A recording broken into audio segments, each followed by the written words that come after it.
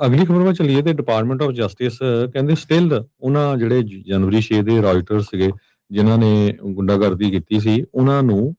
ਜਿਹੜਾ ਉਹਨਾਂ ਦੇ ਕੇਸ ਸੈਟਲ ਕਰ ਸਕਦਾ, ਉਹਨਾਂ ਨੂੰ ਪੇ ਕਰ ਸਕਦਾ ਵਿਦਆਊਟ ਐਂਟੀ ਵੈਪਨਾਈਜੇਸ਼ਨ ਫੰਡ। ਜੀ ਇਹ ਐਨਬੀਸੀ ਰਿਪੋਰਟ ਕਰ ਰਹੀ ਹੈਗੀ ਆ ਕਿਉਂਕਿ ਜਿਹੜਾ ਐਂਟੀ ਵੈਪਨਾਈਜੇਸ਼ਨ ਫੰਡ ਆ ਉਹ ਤਾਂ ਹੁਣ ਪਾਸ ਨਹੀਂ ਹੋਇਆ ਕਿਉਂਕਿ ਬਹੁਤ ਸਾਰੇ ਜਿਹੜੇ ਰਿਪਬਲਿਕਨ ਆ ਉਹ ਵੀ ਇਹਦੇ ਅਗੇਂਸਟ ਗਏ ਹੈਗੇ ਆ, ਪਰ ਸਟਿਲ ਜਿਹੜੇ ਐਕਟਿੰਗ ਅਟਾਰਨੀ ਜਨਰਲ ਟੌਡ ਬਲੈਂਚੀ ਆ ਉਹਨਾਂ ਨੇ ਕਾਂਗਰਸ ਨੂੰ ਇਹ ਦੱਸਿਆ ਵੀ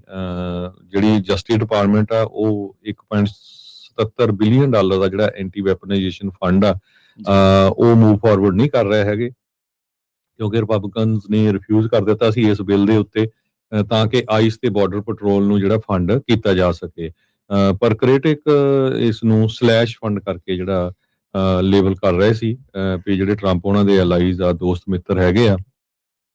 ਉਹਨਾਂ ਨੂੰ ਇਹ ਵਰਤਿਆ ਜਾਊਗਾ ਉਹਨਾਂ ਦੇ ਹੱਕ ਦੇ ਲਈ। ਆਲਰੇਡੀ ਕਹਿੰਦੇ ਵੀ ਕੋਰਟਸ ਦੇ ਬਹੁਤ ਸਾਰੇ ਕੇਸ ਜਿਹੜੇ ਆ ਉਹ ਬਲੌਕ ਕਰ ਦਿੱਤੇ ਗਏ ਹੈਗੇ ਆ ਜਿਹੜੇ ਜਨਵਰੀ 6 ਵਾਲੇ ਸੀਗੇ। ਸੈਨੇਟਰ ਕੋਰੀ ਬੁੱਕਰ ਡੈਮੋਕ੍ਰੇਟ ਨਿਊ ਜਰਸੀ ਤੋਂ ਤੇ ਬਿਲ ਕਸੀਡੀ ਰਿਪਬਲਿਕਨ ਲੂਜ਼ੀਆਨਾ ਤੋਂ ਆ, ਉਹਨਾਂ ਨੇ ਲਾਸੂਟ ਫਾਈਲ ਵੀ ਕਰ ਦਿੱਤਾ ਸੀ ਐਂਟੀ ਵੈਪਨਾਈਜੇਸ਼ਨ ਫੰਡ ਦੇ ਅਗੇਂਸਟ ਤੇ ਉਹਨਾਂ ਨੇ ਕਿਹਾ ਸੀ ਜਨਵਰੀ 6 ਵਾਲੇ ਜਿਹੜੇ ਪ੍ਰੋਸੀਕਿਊਟਰ ਆ ਉਹਨਾਂ ਦੇ ਅਗੇਂਸਟ ਵੀ ਤੇ ਇੱਕ ਤਰ੍ਹਾਂ ਦੇ ਨਾਲ ਕਹਿੰਦੇ ਵੀ ਇਹ ਧੱਕਾ ਹੀ ਆ। ਡੈਮੋਕ੍ਰੇਸੀ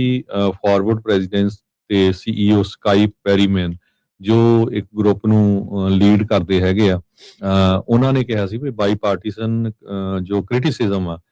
ਇਹ ਕਾਫੀ ਸਿਗਨੀਫੀਕੈਂਟ ਹੈਗਾ ਆ। ਸੋ ਇਹ ਜੋ ਐਂਟੀ ਜਿਹੜਾ ਬਿੱਲ ਸੀਗਾ ਵੈਪਨਾਈਜੇਸ਼ਨ ਫੰਡ ਸੋ ਉਸ ਨੂੰ ਜਿਹੜਾ ਆ ਬਿਲਕੁਲ ਜਿਹੜਾ ਕਾਂਗਰਸ ਨੇ ਜਿਹੜਾ ਨਕਾਰ ਦਿੱਤਾ ਹੈਗਾ, ਪਰ ਹੁਣ ਦੇਖੋ ਇਸ ਦਾ ਕਿਸੇ ਹੋਰ ਤਰੀਕੇ ਦੇ ਨਾਲ ਉਹ ਸਪੋਰਟ ਨਾ ਕਰ ਸਕੇ ਟਰੰਪ ਐਡਮਿਨਿਸਟ੍ਰੇਸ਼ਨ, ਪਰ ਡੈਮੋਕ੍ਰੇਟ ਇਹਦੇ ਅਗੇਂਸਟ ਪੂਰੀ ਤਰ੍ਹਾਂ ਇਸ ਵੇਲੇ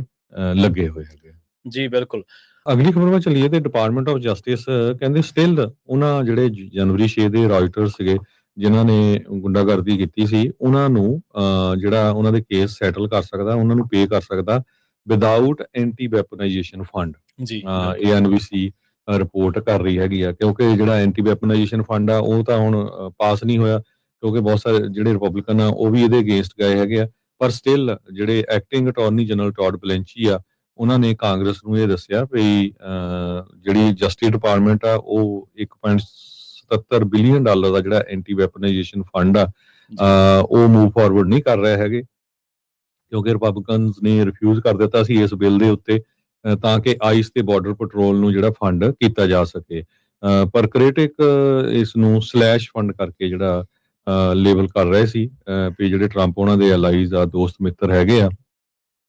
ਉਹਨਾਂ ਨੂੰ ਇਹ ਵਰਤਿਆ ਜਾਊਗਾ ਉਹਨਾਂ ਦੇ ਹੱਕ ਦੇ ਲਈ। ਆਲਰੇਡੀ ਕਹਿੰਦੇ ਵੀ ਕੋਰਟਸ ਦੇ ਬਹੁਤ ਸਾਰੇ ਕੇਸ ਜਿਹੜੇ ਆ ਉਹ ਬਲੌਕ ਕਰ ਦਿੱਤੇ ਗਏ ਹੈਗੇ ਆ ਜਿਹੜੇ ਜਨਵਰੀ 6 ਵਾਲੇ ਸੀਗੇ। ਸੈਨੇਟਰ ਕੋਰੀ ਬੁੱਕਰ ਡੈਮੋਕ੍ਰੇਟ ਨਿਊ ਜਰਸੀ ਤੋਂ ਤੇ ਬਿਲ ਕਸੀਡੀ ਰਿਪਬਲਿਕਨ ਲੂਜ਼ੀਆਨਾ ਤੋਂ ਆ, ਉਹਨਾਂ ਨੇ ਲਾਸੂਟ ਫਾਈਲ ਵੀ ਕਰ ਦਿੱਤਾ ਸੀ ਐਂਟੀ ਵੈਪਨਾਈਜੇਸ਼ਨ ਫੰਡ ਦੇ ਅਗੇਂਸਟ ਤੇ ਉਹਨਾਂ ਨੇ ਕਿਹਾ ਸੀ ਜਨਵਰੀ 6 ਵਾਲੇ ਜਿਹੜੇ ਪ੍ਰੋਸੀਕਿਊਟਰ ਆ ਉਹਨਾਂ ਦੇ ਅਗੇਂਸਟ ਵੀ ਤੇ ਇੱਕ ਤਰ੍ਹਾਂ ਦੇ ਨਾਲ ਕਹਿੰਦੇ ਵੀ ਇਹ ਧੱਕਾ ਹੀ ਆ। ਡੈਮੋਕ੍ਰੇਸੀ ਫਾਰਵਰਡ ਪ੍ਰੈਜ਼ੀਡੈਂਟ ਤੇ ਸੀਈਓ ਸਕਾਈ ਪੈਰੀਮੈਨ ਜੋ ਇੱਕ ਗਰੁੱਪ ਨੂੰ ਲੀਡ ਕਰਦੇ ਹੈਗੇ ਆ, ਉਹਨਾਂ ਨੇ ਕਿਹਾ ਸੀ ਵੀ ਬਾਈ ਪਾਰਟੀਸਨ ਜੋ ਕ੍ਰਿਟਿਸਿਜ਼ਮ ਆ ਇਹ ਕਾਫੀ ਸਿਗਨੀਫੀਕੈਂਟ ਹੈਗਾ ਆ। ਸੋ ਇਹ ਜੋ ਐਂਟੀ ਜਿਹੜਾ ਬਿੱਲ ਸੀਗਾ ਵੈਪਨਾਈਜੇਸ਼ਨ ਫੰਡ ਸੋ ਉਸ ਨੂੰ ਜਿਹੜਾ ਆ ਬਿਲਕੁਲ ਜਿਹੜਾ ਕਾਂਗਰਸ ਨੇ